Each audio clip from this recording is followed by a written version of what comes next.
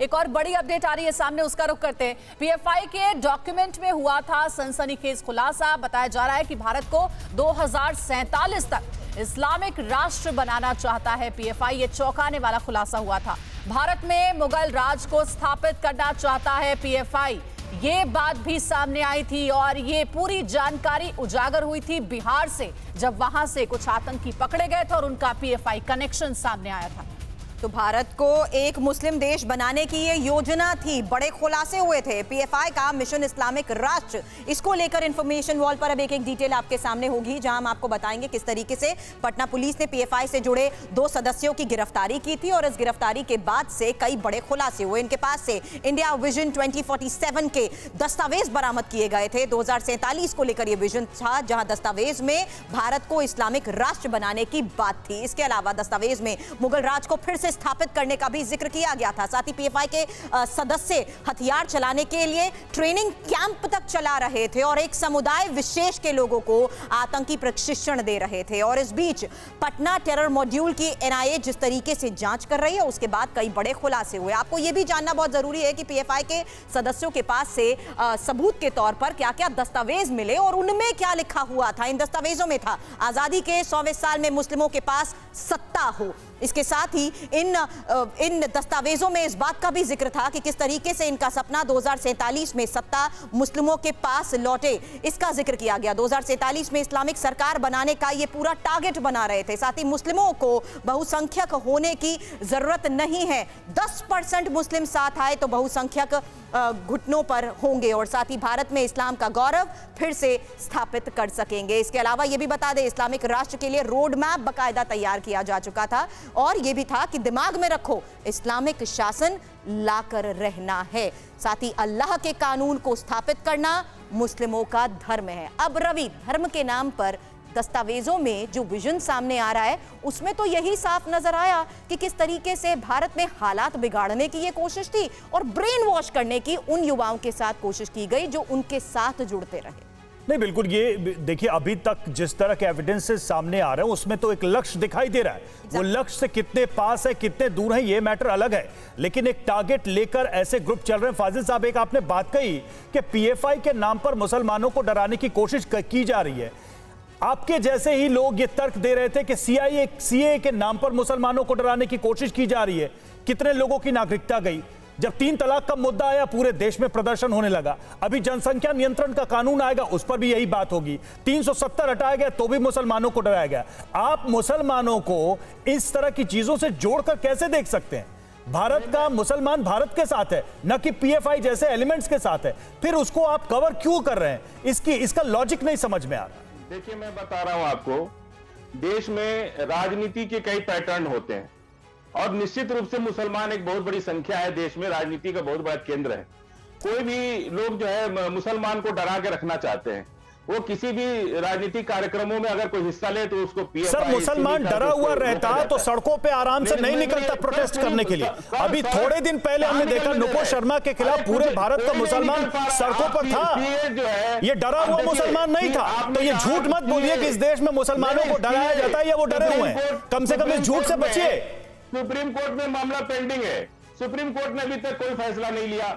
वो कानून सही है कि गलत है, ये फैसला तो सुप्रीम कोर्ट को सही गलत की बात मैं नहीं कर रहा। आपने जो तर्क दिया मैं उसकी बात कर रहा हूं कि इस देश के मुसलमानों को डराया जाता है, मैं उसकी बात कर रहा हूं। आपका ये लॉजिक समझ में नहीं आ रहा सर। जिस देश में मुसलमान बराबर के नागरिक हैं, हर तरह का अधिकार है, उसमें आप मुसलमानों को अलग से देखने के लिए लोगों को क्यों विवश कर रहे हैं? ये थियरी कहां से लाते हैं आप? किस किताब में लिखा हुआ है? मुसलमान एक बहुत बड़ी आबादी है देश की, उसे राजनीतिक रूप से कोई सक्रियता न मिले, ये सबका षड्यंत्र है, मिल करके करते हैं ये लोग। और कोई मुसलमान, कुछ हमारे निजी मसले भी होते हैं। हर धर्म, जाति, मजहब के, हर संप्रदाय के कुछ अपने निजी मसले होते हैं। और निजी मसलों पे उसे खुद लड़ना पड़ता है। हर बिरादरी, दलित हो, पिछड़ा हो, आदिवासी हो, हर कोई अपनी लड़ाई लड़ता है। मुसलमान भी अपनी लड़ाई लड़ता है, उसके कुछ निजी मसले हैं। निजी मसलों में फिरोज साहब से भी आपके इसी लॉजिक पर जवाब लेंगे। फिरोज साहब, ये जो अभी आप सुन रहे थे फाजिल अहमद को, वो बात बात पर मुसलमानों के डरने डराने की बात करते हैं। आपको क्या लगता है, इनके इस तर्क के पीछे का क्या कारण समझ में आता है? क्या पीएफआई का कनेक्शन मुसलमानों के साथ फाजिल अहमद स्टैब्लिश कर रहे हैं ये बार बार कहकर? हाँ, देखिए, ऐसा है, मैंने फाजिल साहब की बात बहुत ध्यान से सुनी है और मैं जवाब ये देना चाहूँगा कि अल्लाह का शुक्र है, मुसलमान बिल्कुल भी डरा हुआ नहीं है। मुसलमान किसी से डरता है तो सिर्फ अल्लाह से डरता है। रही बात हिंदुस्तान की, हिंदुस्तान एक दारुल अमन है, ठीक है, और यहाँ पे बड़े आराम से अल्लाह का शुक्र है, हम लोग जो फाजिल साहब हैं, मैं हैं, जितने यहाँ का 20-25 करोड़ मुसलमान है हिंदुस्तान में पैदा हुआ है। हम पाकिस्तान में, अफगानिस्तान में, सीरिया में और या किसी अन्य मुस्लिम देश में नहीं पैदा हुए। जो आज़ादियाँ हमें यहाँ पे हैं वो किसी दूसरे मुल्क में नहीं है ना। हैविंग सेड दैट, मैं कहना चाहूँगा कि जहाँ तक PFI का ताल्लुक है, PFI को अब पालतू बनाने से कोई फायदा नहीं है। इमीडिएटली PFI के अगेंस्ट कानूनी एक्शन लिया जाए। क्यों